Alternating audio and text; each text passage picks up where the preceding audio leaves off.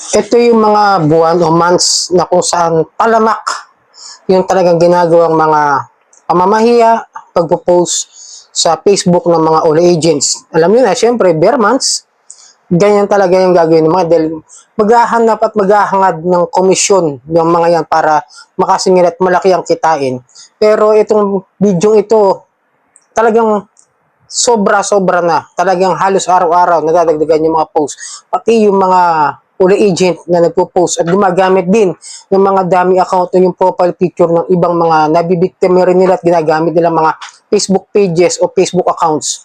So, sa video na talakayin natin yan at bago ang lahat, maglalambing ako sa inyo na pakisuportahan po yung aking mga social media, ang Facebook at ang YouTube. At kung nakatulong sa inyo ang video ito, ay malaking tulong din po ang inyong pag-like at ang malaking tulong din po ang pag-share. At para updated po kayo sa mga videos na ginagawa natin dito sa usapang online lending apps, ay pahit nyo lang po yung notification bell para updated po kayo sa mga videos natin dito sa online loan apps. Disclaimer, hindi po ako OLA agent, hindi po ako OLA promoter, at hindi po sponsor ng mga OLA. Ako po mismo sumusubok mag-apply para magkaroon ako sa inyo ng shared real experience sa kung ano yung proseso ng kanilang pagpapautang at kung ano yung proseso ng kanilang paniningil para magkaroon kayo ng tamang informations o expectations sa kanilang mga pamamaraan o kanilang sistema. Alalahanin po ninyo, hindi po ako nang hihikayat at ito po ay base lamang po sa aking experience na share ko dito sa mga OLA. So simulan natin, no, merong mga bagong OLA agent na nagpo-post at salamat tayo kay Madam Kikay, ang number 1 na OLA victim defender. Pero dahil sa kanya, nagkakaroon ng mga palaglaban dyan sa mga abusadong OLA agent tsaka dyan sa mga abusadong online loan app. At siya yung talagang maharap dyan sa mga investigasyon, sa mga pagpapile. At kahit naman noon pa naman, 2023, kami nagsimula magkakilala ni Madam Kikay. Hindi ko lang kayang gawin yung ginagawa niya, nakatutok siya kasi ako kailangan ko magtrabaho, okay?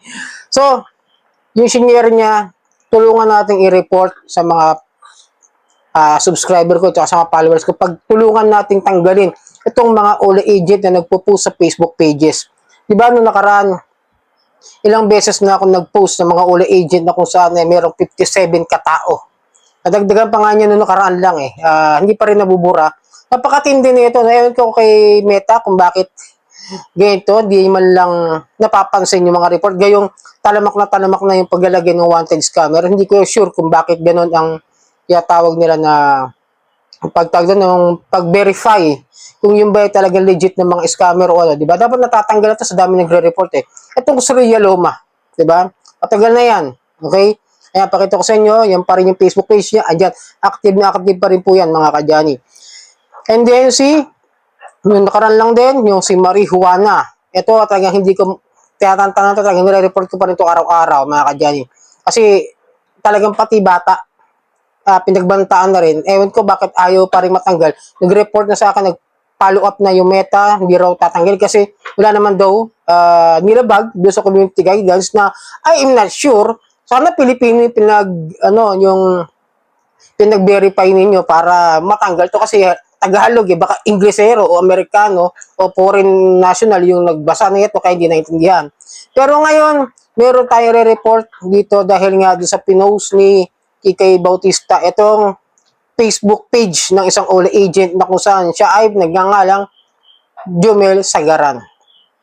Pero nang tinignan natin yung profile niya, no, babahay yung picture tapos may mga tropa siya rito na which is hindi common doon sa mga OLA agent ano ko sa inyo, no, di ba?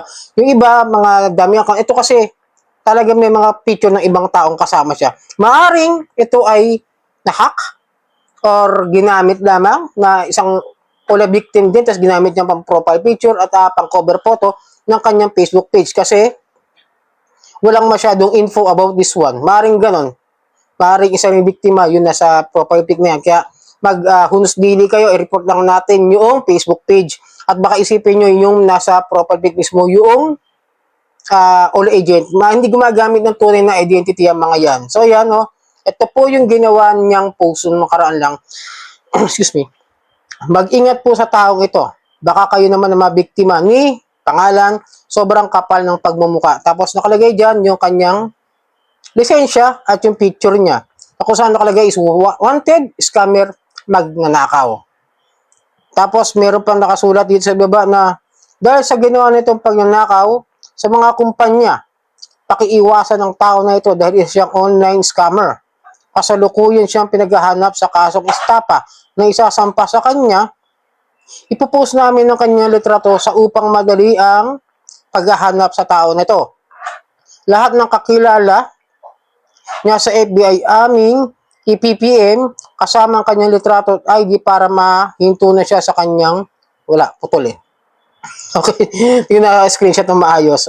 Pero, eto nagtaka lang ako, no? Kakasuhan pa lang ng estapa. Pero, nilagyan na nila ng wanted, scammer, magnanakaw. So, it means, alam nyo na, taliwas doon sa mga katarantaduhan na ginagawa nila na pagsasabi na scammer. Gayong hindi pa naman pala nila napatunayan na siya ay estapador.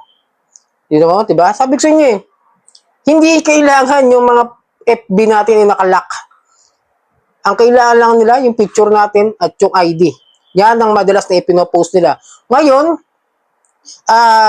kahit naman nakalock yan at hindi ma-screenshot, gagamit naman ng cellphone na iba at yung gagamitin pang post.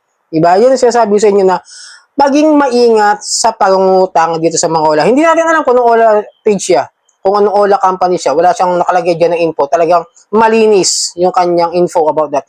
Pero i-report natin ito sa ganitong paraan. Pindutin yung tatlong tuldok sa gilid. Then, report profile. Something about this profile, yung kasunod. And then, bullying and harassment or abuse. Pindutin nyo yun. And then, bullying or harassment, pindot. I don't know din kung sino yung mga nahaharas dahil di naman natin kilala. O kung kalala nyo man, ilagay nyo a friend, ganyan. And then, ipo-forward natin, submit yung mga ating pinorward na report. And then, next, and then, done.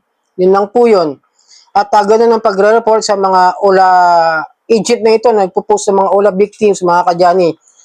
Pagtulungan natin, ako araw-araw, umaga, pagising ko, bukas ko, nire-report ko na inuulit-ulit ko kahit na hindi pinapansin, sabihin, wala raw nilalabag na community guidelines yung page na yun, gayong harap-harapan na po yung pamamahiya. Alalahanin nyo, bawal yan ha.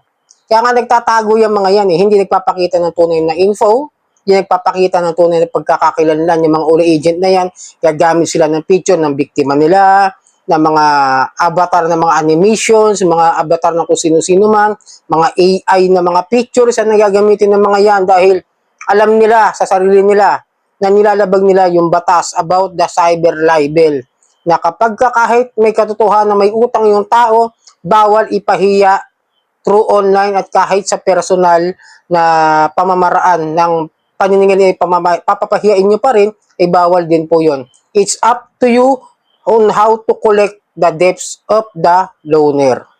Asahan ko sana na maging maayos sana yung inyong paniningil at hindi sa ganito klase ng paraan. So sana nakatulong ang video ito. Muli maglalambing ako na pakipalo po ang aking Facebook at ang aking YouTube. Maraming pong salamat sa uulitin.